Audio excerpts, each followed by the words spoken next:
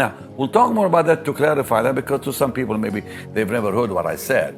Look, I have been in the faith over 50 years, so it's taken me time to learn all these things, okay? You can pray with the Spirit, meaning tongues, without the presence of God being present.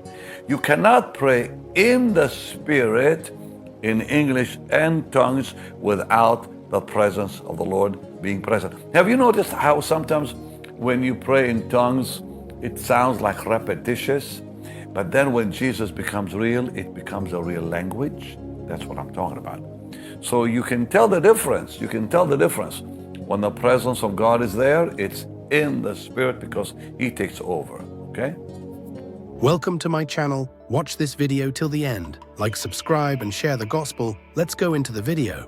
So I want to talk to you today about praying in tongues, what the Bible has to say about it, and the reason for it. What do we accomplish praying in tongues?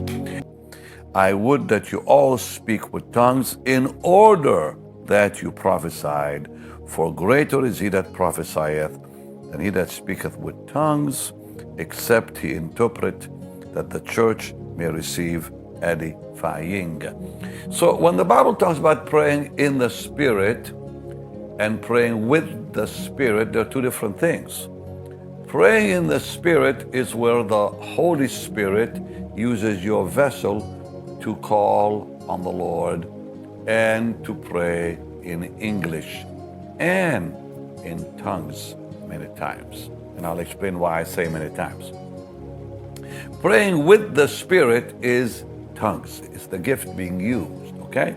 So where Paul talks about pray in the Spirit always, he means both English and tongues, because there's a place where the presence of God takes over, you see? And then now you're really in the Spirit. Now, we'll talk more about that to clarify that, because to some people maybe they've never heard what I said.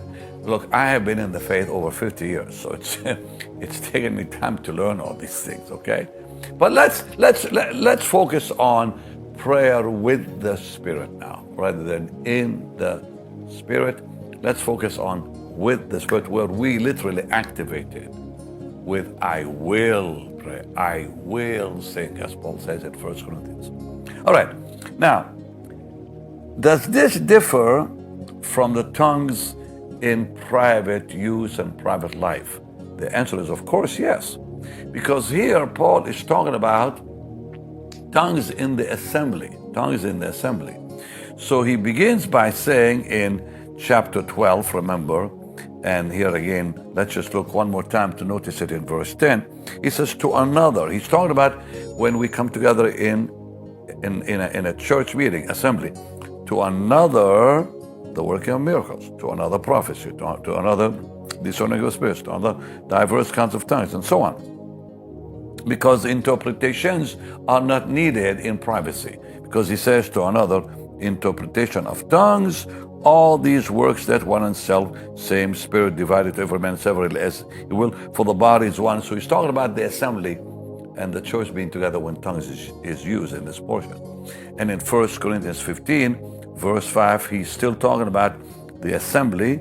He says, I wish that you all, where you're together, that is, speak with tongues, but that you rather, or in order that you may prophesy, because greater is he that prophesies than he that speaks with tongues, except he interpret, that the church may receive edifying.